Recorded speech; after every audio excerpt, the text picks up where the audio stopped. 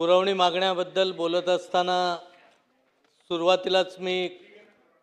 आपल्या राज्याचे मुख्यमंत्री आणि दोन्ही उपमुख्यमंत्री कृषी मंत्री यांना मनापासून धन्यवाद दे की कृषी कर्जमाफी करत असताना अतिशय महत्त्वाकांक्षी निर्णय आपण घेतला। परंतु कोकणाबाबत विचार करायचा झाला तर काही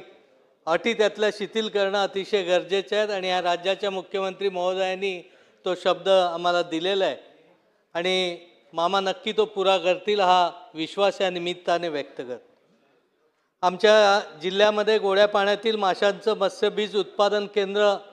स्थापन व्हावं म्हणून या राज्याचे मच्छीमार मंत्री यांनी हा प्रस्ताव अतिशय चालनापूर्वक देण्याचं काम त्यांनी केलेलं आहे। माझी त्यांना या निमित्ताने एकच विनंती आहे की हा प्रस्ताव चिपळूण जवळ कोयना नदीचं जे पाणी वाहत जातं कारण या प्रस्तावाला पाण्याची आवश्यकता असते आणि जे पाणी वाहतं असतं कारण ज्यामध्ये ऑक्सिजन किंवा बाकीच्या लेवल्स आहेत तर या वाहत्या पाण्याचा उपयोग जर मत्स्यबीज संवर्धनासाठी केला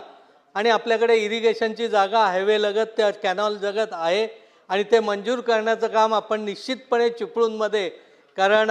आदरणीय नारायण राणे साहेबांचा पण तो मतदारसंघ आहे त्यामुळे तिकडे कुठेही हलवू नये एवढी मी तुमच्याकडे आग्रहपूर्वक विनंती करतो। कारण या निमित्ताने कोकणातले जे छोटे छोटे बंधारे आहेत तलाव आहेत त्यामध्ये बीज सोडवता येईल। मासेमारी संकट निवारण निधी आहे तो अतिशय कमी आहे। या योजनेअंतर्गत जर मच्छीमाराचा अपघाती काही मृत्यू झाला तर त्यामध्ये जे अर्थसहाय्य दिलं जातं ते अतिशय कमी पद्धतीत दिलं जातं म्हणून या निमित्ताने माझी विनंती आहे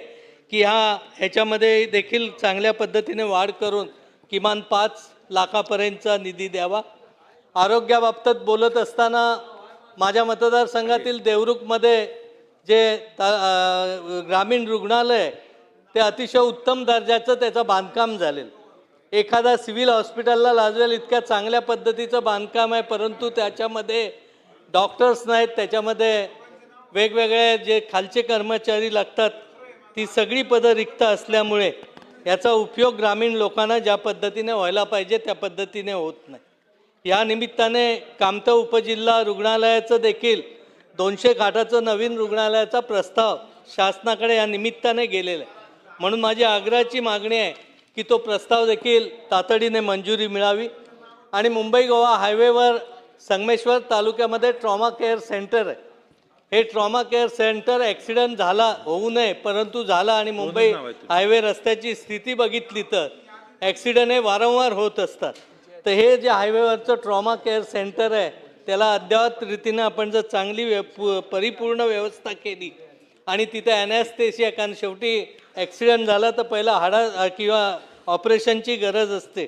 त्यामुळे ॲनेस्थेशियापासून सगळी पदं उपलब्ध करून देण्याच्या दृष्टीने प्रयत्न करावा। या निमित्ताने आपल्याला पशुविकास अधिकाऱ्यांच्या बाबतीत सांगायचं झालं तर हे अधिकारी देखील आमच्या जिल्ह्यामध्ये खूप कमी आहे। वेटरनरी कॉलेजला आज खाजगी तत्वावर मान्यता देण्याचं धोरण आपण निश्चित केलेलं परंतु माझी मागणी आहे की आमचं जे कोकण कृषी विद्यापीठ आहे पूर्वीचं बैलगोडा कॉलेज आमच्या विद्यापीठाच्या अंतर्गत होतं तर ह्या विद्यापीठाच्या अंतर्गत जर जी 10 एकर आपली वेटरनरीची जागा आहे कळंबस्ते येथे तिथे एखादं पशुवैद्यकीय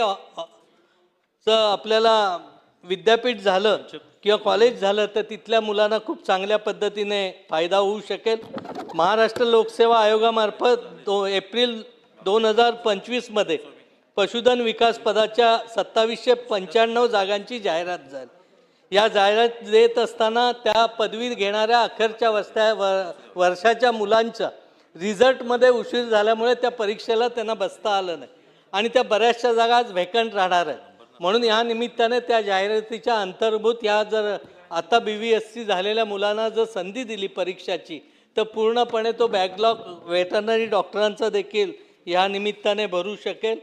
दुग्ध व्यवसायाच्या बाबतीत आताच निलेशजींनी सांगितलं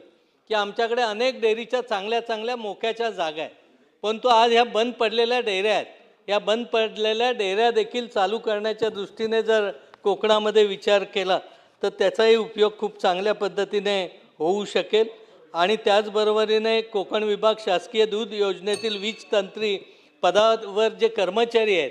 त्यांचा देखील सेवा ज्येष्ठतेनुसार त्यांना सुधारित वेतन श्रेणी मिळणं खूप क्रमप्राप्त आहे. तरी अध्यक्ष आपण संधी दिलीत त्याबद्दल धन्यवाद. धन्यवाद. सन्मान